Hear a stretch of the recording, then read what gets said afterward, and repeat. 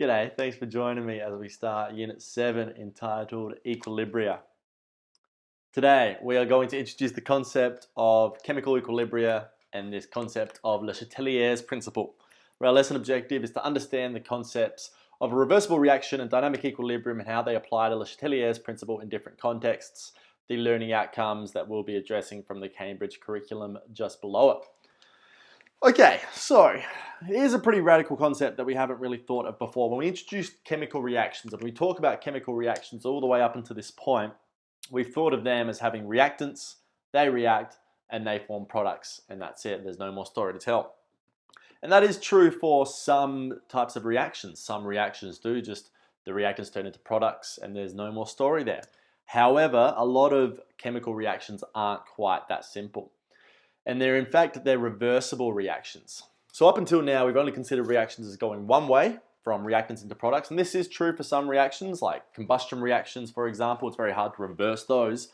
But lots of chemical reactions are in fact reversible. They can go back the other way, and that's what we call a reversible reaction. For example, we have this reaction to form ammonia for the Haber process. This allows us to make lots of ammonia for fertilizers and support all sorts of life on Earth with all the fertilizing that ammonia can do for our foods. Now, this is in fact a reversible reaction. So this can go in a quote-unquote forward direction, where we would have our reactants going to our products, and this is classically what we've seen, where that's a forward reaction. But what can actually also occur is that these products can decompose, they can go back into the reactants. So we can also have the reaction going the opposite way. And this is this idea of a reversible reaction. Now, instead of writing out, the same equation twice essentially, what we have is this symbol, this equilibrium symbol. So it looks like this, where we've got N2 plus 3H2. It's this new kind of arrow like that. And this is saying that the reaction can go forward, but the reaction can also go backwards. It's a reversible reaction, like so. So we have a forward and backward reaction there. And we have this equilibrium arrow. This equilibrium arrow refers to equilibrium reactions, a reaction that does not go to completion. Reactants and products are present in fixed concentration ratios. So you can think of equilibrium, and we sort of use equilibrium in our everyday vocabulary a fair bit, don't we? And it sort of means the same thing there, some sort of equilibrium. It reaches some sort of balance. And thinking of these equilibrium reactions as balances is very, very useful. So if you put something out of balance, it wants to go back into balance. And that's essentially what these equilibriums are doing, they're balancing. So when it reaches an equilibrium, so when we have an equilibrium reaction and it's reached this quote-unquote balance, the concentrations of the products and the concentrations of the reactants are fixed. However, this doesn't mean that the reaction has stopped. There's essentially no observable change because there's no change in concentration, so you won't see anything. But in fact, both the forward and the backward reaction are still occurring. They're just occurring at the exact same rate during equilibrium. So you don't see anything, but they're still occurring both ways. So it does not mean that the reaction has stopped. At equilibrium, the rate of the forward reaction is occurring at the same rate as the backward reaction. And this is what we call dynamic equilibrium. The rate that the reactants are being converted into products is the same as the rate that the products are being converted into reactants. So once we've reached an equilibrium position in our reaction, it's telling us that this reaction is occurring at the same rate as that reaction. So there's no change in any of the concentrations, but both the reactions are still occurring. A sort of useful analogy that you can do to think about it is if you've got like an escalator at a mall and the escalators are going down, but you're walking up the down escalator at the same rate, yeah? So if you walk up at the same speed that the down escalator is going down, you're not changing your position at all. You're in that equilibrium. However, both the reactions are still going. You're still walking and the escalator is still going down, but there's just no observable change. That's what the dynamic equilibrium is. It's like if you were digging a hole at the same rate that your mate was filling the hole in. You're both still doing your individual processes, but there's no observable change. The hole's not getting any deeper. It's at that dynamic equilibrium process. Let's go into this in a bit more detail by looking at some graphs. Graphs make it really easy to understand how the equilibrium occurs. So consider this reaction. We have this species converting into two of those species. Let's draw two graphs here. Let's think about what's going to happen to the concentration of each species versus time, and then what happens to the rate of forward and the backward reactions against time. So we'll start with the concentration versus time. Just finding my ruler. Here's my ruler. Rightio. So I'm going to draw a graph. Lovely graph me. I got a y-axis and I got an x-axis. Down the x-axis, I've essentially just got time, or the reaction pathway. I just put the reaction on and the time's just going. Up this way, we're looking at how concentration changes with respect to time. So if I have the reaction, pardon me, that looks like this, N2O4 in equilibrium, 2NO2. It's a reversible reaction. So this can go that way, that can go back this way. If we think at time zero, at the very start of the reaction, we still have reactants and products. These two concepts are still the same. So at time zero, I haven't made any product yet, have I? I've only got the reactant. So I've only got the concentration of so much reactant in my reaction vessel. So my concentration of the N2O4, which is going to be the blue, has some sort of starting concentration there. And then the concentration of my 2NO2, well, I haven't made any yet, have I? I haven't started the reaction. We're at time zero. So that's going to be down zero here like that. So what I'm going to do, I'm going to change this to a red color so that we're very clear what is representing what. So this is the concentration of my NO2. This is the concentration of my N2O4. So what starts happening? We start the reaction. I put the reaction and I start it, and this starts converting into this. So as this is converting into this, the reaction of this is starting to decrease, isn't it? Because this is starting to turn into that. So as this decreases, this is going to start increasing like that. But as we get less and less of this, the reaction rate is going to slow down. Now, the rate of reactions is a unit all of its own that we're going to look into very shortly in the video series. And it does cross over quite a lot with what we're looking at, this equilibrium. But we're going to keep them separate for now, so we're not going to worry too much about rate of reactions, but there are lots of rate of reaction implications in this unit. So I just thought I'd mention that. But that will all come in due time. Got that to look forward to.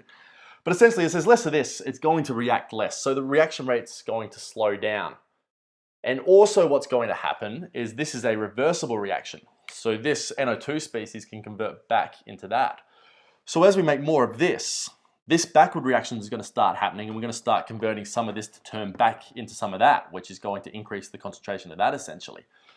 So we're going to start to see the reaction rates slow down and slow down until we reach the dynamic equilibrium. The dynamic equilibrium being that point where the rate of the reactions are being converted into the products at the same rate that the products are being converted into the reactants.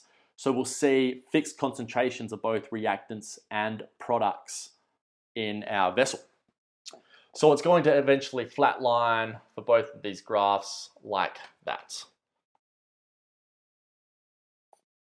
Yeah, so this is the point where we've reached equilibrium, is this point where the concentrations stop changing. There's no observable change anymore. That's when the equilibrium is reached. That's my little shorthand for equilibrium. I'll be doing that a lot, EQ with a little subscript M, equilibrium. Now it doesn't mean the reactions have stopped, because remember, it is a dynamic process. This is just going the same as that. The forward reaction is the same rate as the backward reaction. So this is the point where I'm walking up the escalator the same speed that the escalator's going down, yeah? So I'm not moving anymore, but we're still in this dynamic process. We're still both doing things. Great, all right, so that's concentration versus time. What would this look like if we had reaction rate against time? And I mean, it also depends. This could very easily, we could make more NO2 than N2O. I've just picked these two concentrations arbitrarily. But we could very, very well have the NO2 going above. We could be making more. We could end up with more NO2 than N2O4 at the end. I've just arbitrarily reached the position where the concentrations have stopped. But we're going to see in this lesson how we can manipulate the reactions to get more of what we want and less of what we don't want. Because you think about it, in a chemical reaction, usually you're doing a chemical reaction to make the products. So a lot of the times the equilibrium isn't the most beneficial thing for you as a scientist in a lab trying to make something, because you've got the reactants and your goal as a chemist is to turn the reactants into products. So we're going to look at ways that we can manipulate this to have more products than reactants, if that's what we so choose to have. But that's all in due time, all in due time. Let's have a look at reaction rates versus the reaction time. So in this case, I've got the same reaction. I've still got my N2O4 in equilibrium to NO2, and that is a reversible reaction. That reaction can go back. So the rate of the forward reaction starts really quickly because there's nothing else there. It's all just going to get converted. This reaction is going to go forward, and we're going to get some NO2. But as we start to get more NO2, we're going to start to see the backward reaction start to occur. So that's going to start to increase like that. And eventually we reach the dynamic equilibrium where the forward reaction and the backward reaction, the rate thereof, is exactly the same. So these two meet. And that point where they meet is the dynamic equilibrium. I'll just write the equilibrium. That's where the equilibrium is reached. So two ways to look at it. We can look at it in terms of concentration. Equilibrium is when the concentration of the reactants and the products stops changing. And the equilibrium is also when the rate of the forward reaction, in this case represented in the blue, becomes the same as the rate of the backward reaction in the red. All right. Few characteristics of equilibrium. It needs to be a closed system, because if the matter can escape from the system, so a closed system means there's no loss of any sort of matter. It's all contained within a single container. Because if you think of gas particles, if you're doing some sort of gas reaction and they're leaving the system, well, if they're leaving the system, there's not going to be any reactants to go back to the products because they're all just going off. So this equilibrium needs to be occurring in a closed system, very important. No matter is lost to the surroundings. It's dynamic, where the forward reaction occurs at the same rate of the backward reaction. So this dynamic equilibrium is referring to the idea that both reactions are still processing, they're still occurring, they're just at the same rate of each other. And then the concentration of the reactants and products remains constant at equilibrium. And that's what we saw in the graph over here. So at equilibrium, the forward reaction, the blue, is occurring at the same as the backward reaction, the red. And also at equilibrium, the concentrations remain constant. So past this equilibrium, the concentrations don't change anymore. It's a dynamic process. The forward reaction and the backward reactions are both still occurring. It hasn't stopped. And it has to occur in a closed system. So there's no observable change. But this is what I was saying before. However, often we want to push equilibrium to favor reactants, because as chemists, if we're in some sort of industrial context or some sort of research context, we're trying to make a certain species. So we don't really want to have reactants left in our reaction vessel because we're trying to make products.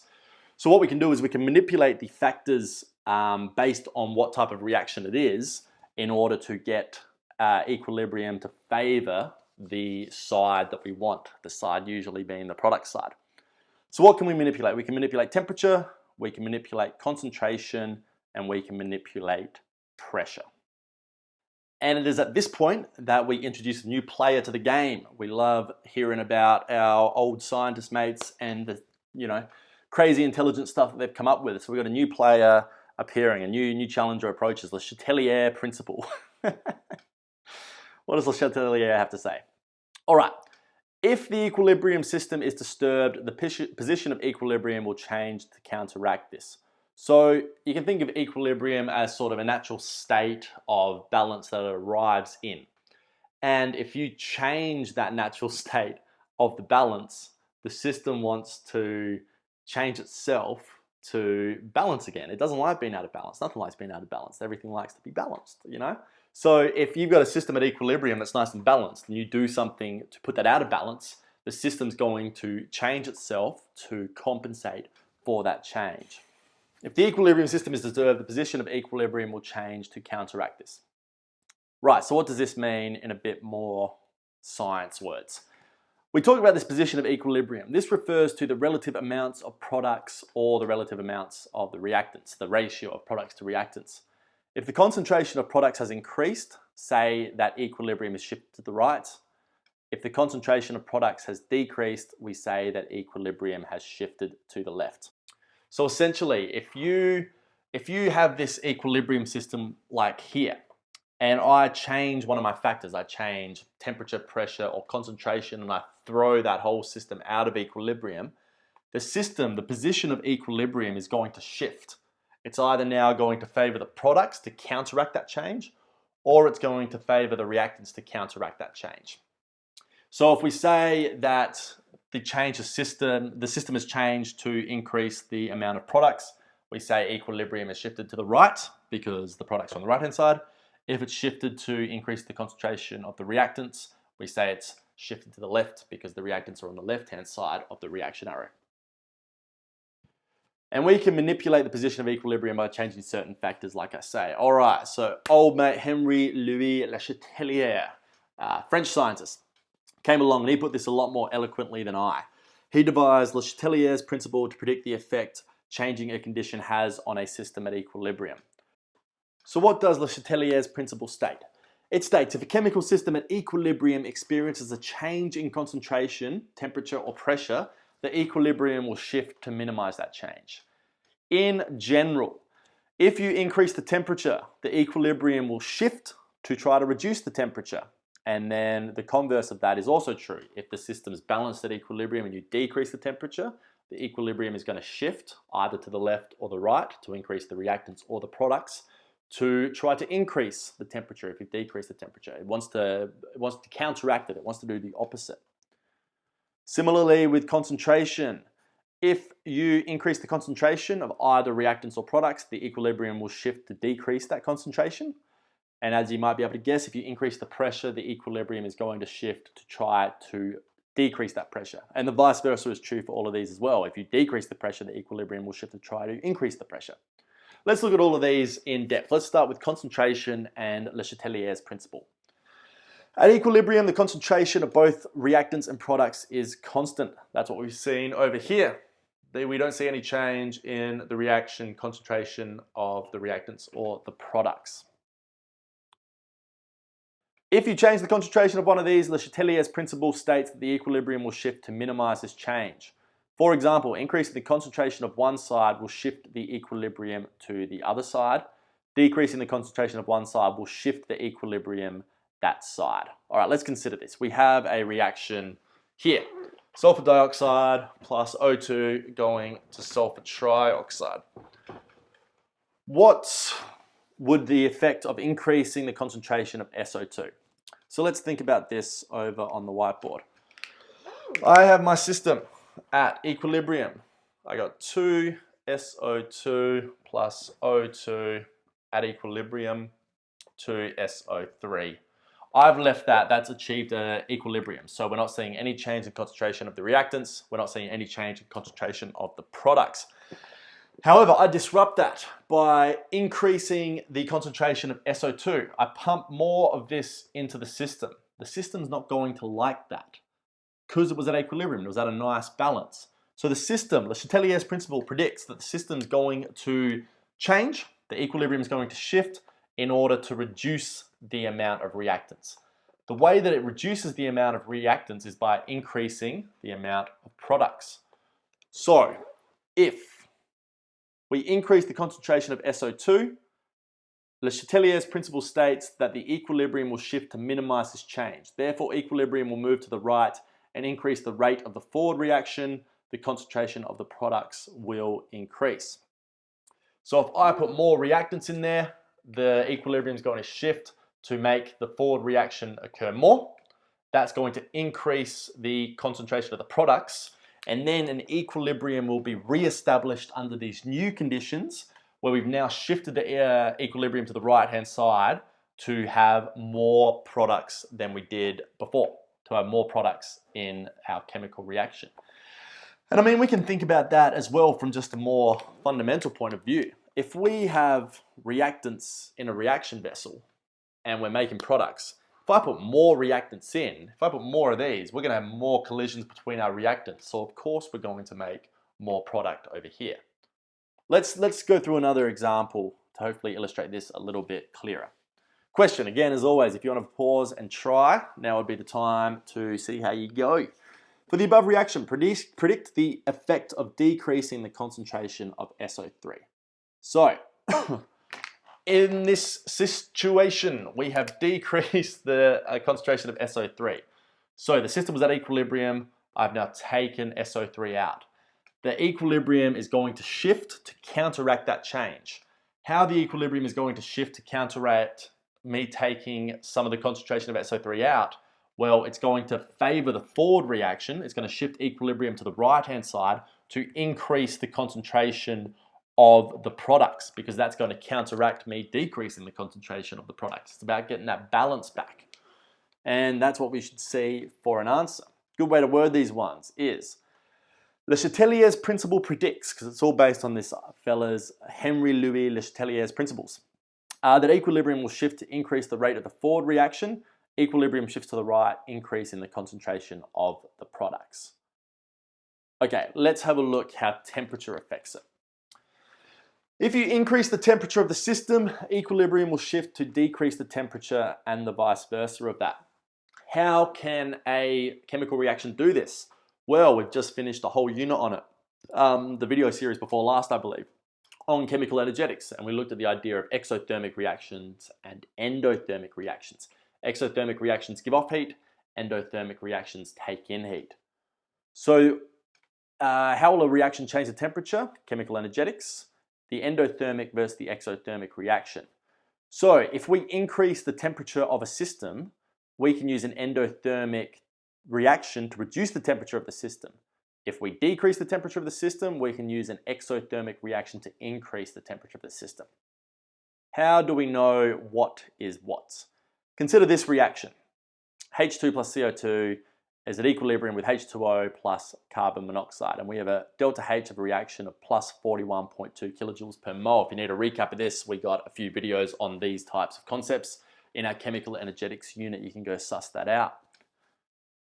All right, the delta HR is referring to the forward reaction. We have a positive sign here, so this is implying that it's an endothermic reaction. An endothermic reaction means that it is taking heat in. That means that it's going to reduce the temperature of the system. How can we know the delta HR of the backward reaction? Let's look at that graphically, because I love looking at things graphically. It illustrates things very clearly. Let's do an enthalpy profile diagram, going back a few lessons to enthalpy profile diagrams. If I have an endothermic reaction, I have the energy of my products being greater than the energy of my reactants. And then we looked at these types of things where we've got activation energy, like so.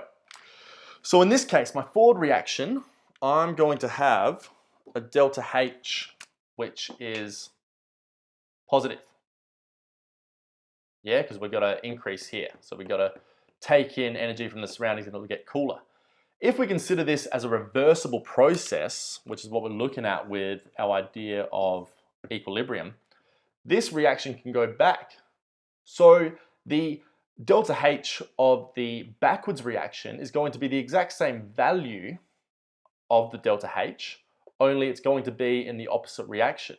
So the delta H of the backwards reaction is going to be whatever the number is, just with the opposite sign, just the negative value thereof. So if we look at this one here, the forward reaction is going to be plus 41.2 kilojoules per mole. That's telling me it takes that much energy to go that way. But the backward reaction is going to be minus 41.2, because this difference between the products and the reactants is the same for both the forward and the backwards reactions. They're just in two opposite directions. So I want you to consider this. As always, question if you want to pause and have a go, now's your chance to do it. For the above reaction, predict the effect of increasing the temperature. So if we increase the temperature, the system is going to want to decrease the temperature because Le Chatelier's principle states that it wants to counteract the change. So it's going to favor the reaction that is going to decrease the temperature. So it's going to favor the reaction that is endothermic. So remember, one of the reactions will be endothermic, the opposite reaction going the other way will be exothermic. So in this case, the forward reaction is our endothermic process. So if we were to increase the temperature, we would favor the forward reaction and increase the concentration of our products because that would allow the system to counteract the change that we just had. So here would be a good way to word that. As always, it's good to start these ones saying what Le Chatelier's principle will predict. So to predict that equilibrium will favor the endothermic reaction, which in this case is the forward reaction, because whenever we're given the delta HR here, that's always the delta HR for the forward reaction. Equilibrium will shift to the right and the concentration of the products will increase. Let's look at another one for this. For the reaction here, the Haber process, N2 plus 3H2, equilibrium 2NH3, we have a negative, we have an exothermic reaction for the forward reaction. Predict the effect of increasing the temperature. If you want to pause and have a think, you can do that and check it now. So we're increasing the temperature. So the system's going to want to decrease the temperature. The type of reaction that will decrease the temperature is the endothermic reaction. The delta H we're given here is for the forward reaction. That's negative. That means that's exothermic. So what that means is that the backward reaction is going to be the endothermic process. Again, for the reasons that we looked at over here. So we might state that like so. Le Chatelier's principle predicts that equilibrium will favor the endothermic reaction because we'll want to decrease the temperature. The backward reaction, moment while this moves away, equilibrium will shift to the left and concentration of the reactants will increase. So if we were doing this, we wouldn't really want to have a high temperature. We would want to have a low temperature because this would favor the backward reaction. However, as we're about to see in the unit coming up in rates of reaction, there are certain trade-offs that we need to have when we come to balancing how quickly the reaction occurs with which way we're going to push the equilibrium. But not worrying too much about that now, just about what the equilibrium is doing for now. Let's look at the final one, pressure and Le Chatelier's principle.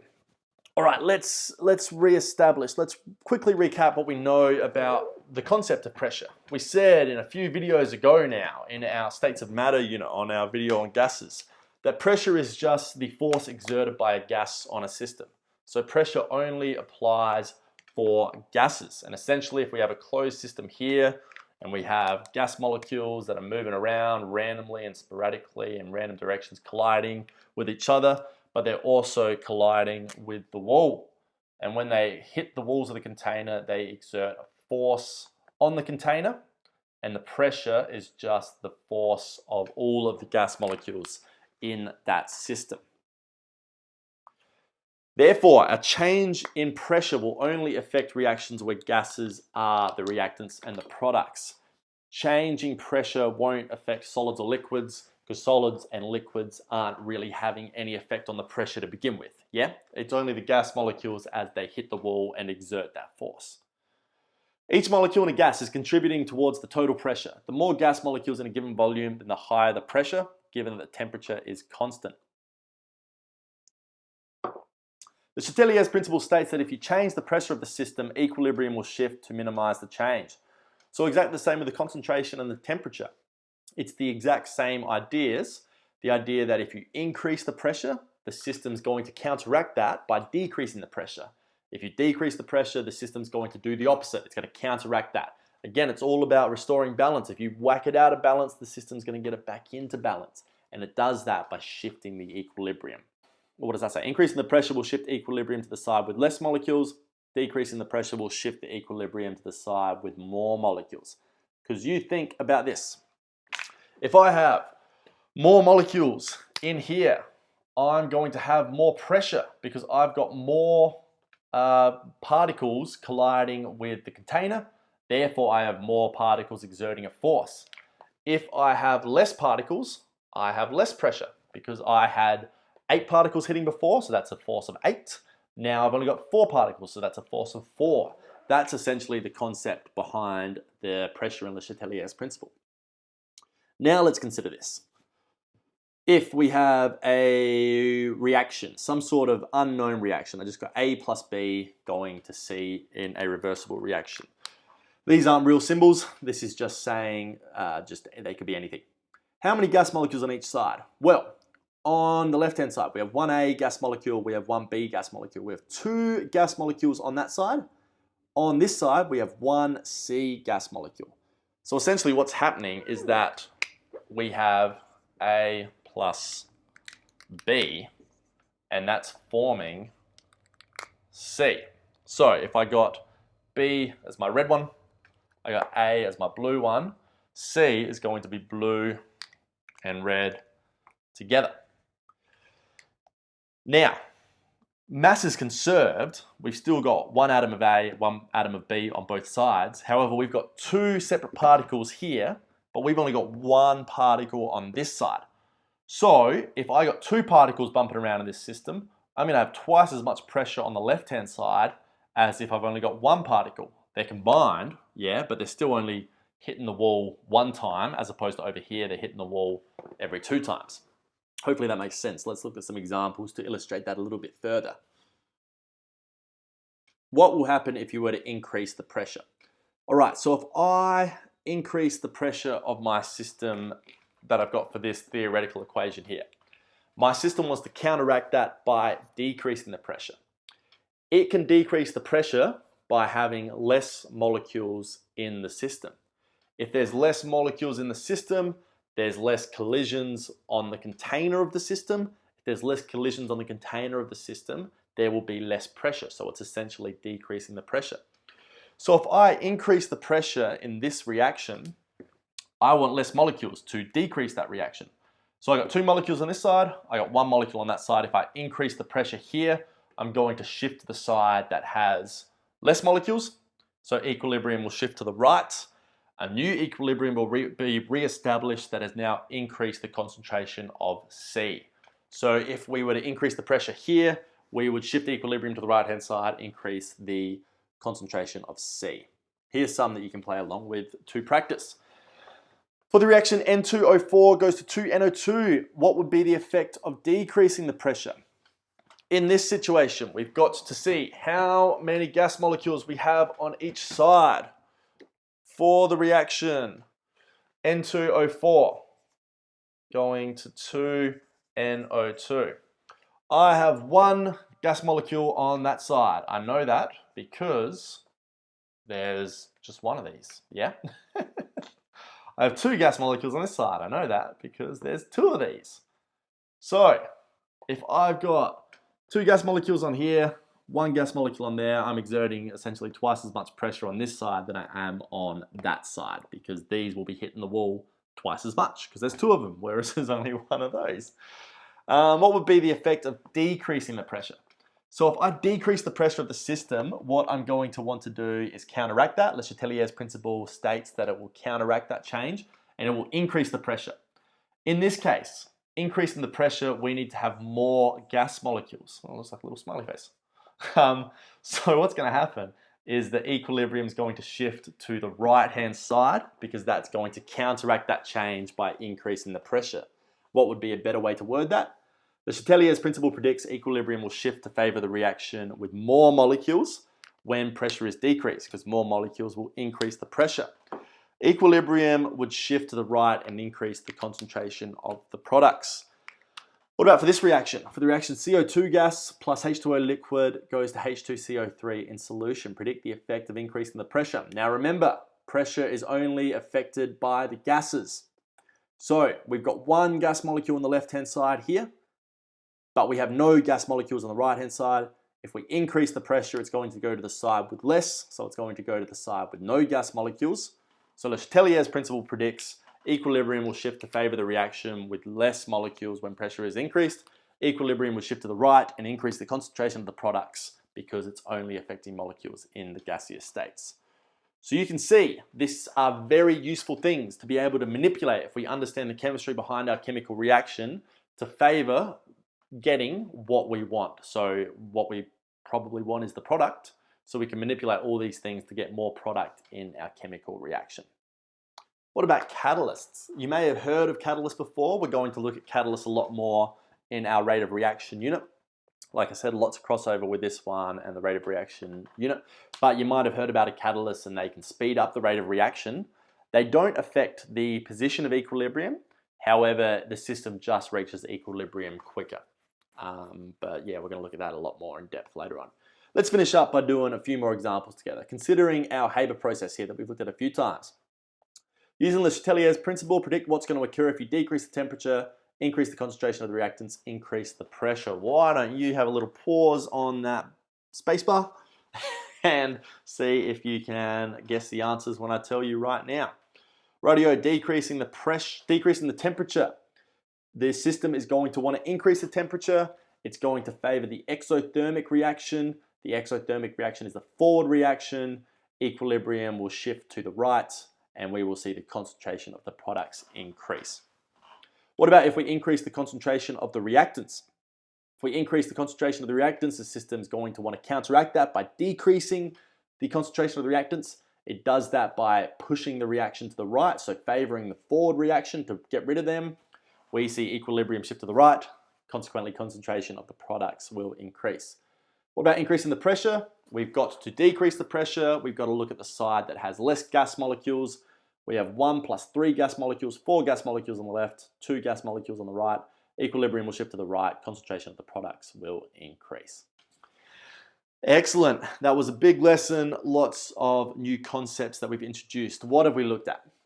We've explained in terms of rates of the forward and reverse reactions what is meant by a reversible reaction and dynamic equilibrium, stated Le Chatelier's principle and applied it to deduce qualitatively the effects of changes in temperature, concentration or pressure on a system at equilibrium, and state whether changes in temperature, concentration or pressure or the presence of a catalyst affect the value of the equilibrium constant for a reaction. Actually, this equilibrium constant is something that we do in the next lesson. So that one will be on the next lesson, not on this lesson. Great, the tasks for this lesson, if you want to consolidate the ideas of chemical equilibria and Le Chatelier's principle. As always, pause now, work through each task one column at a time, working from the bottom to the top. Once again, thanks for joining me. Lots of stuff that we've introduced, but we're going to consolidate and reiterate and go over it a lot more as we continue our unit on chemical equilibria. Thanks, I'll see you very shortly.